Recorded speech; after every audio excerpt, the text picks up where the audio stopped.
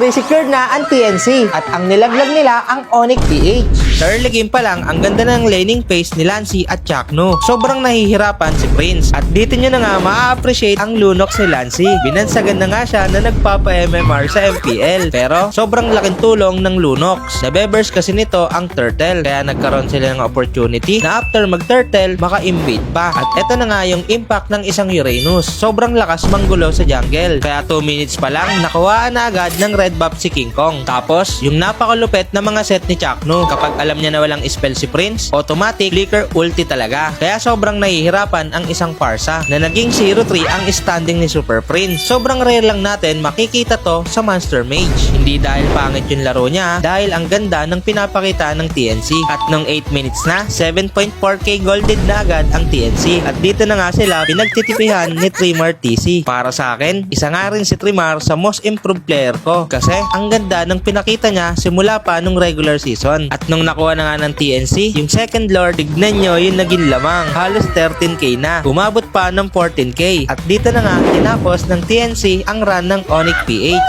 Grabe tong TNC. Ginulat ang mundo. At alam ko, sobrang proud ang management ng TNC. Kasi sila na lang din yung Team PH org na natitira. At excited ako na makita sila sa M7. Sana, eto na talaga ang time ng TNC. At kung sakali mang eto na yung time nila, ang isang sana ko din, isama sana nila ako sa paglipad ng eroplano. Nya! At yun lang, sana may natutunan kayo. Sana makatulong.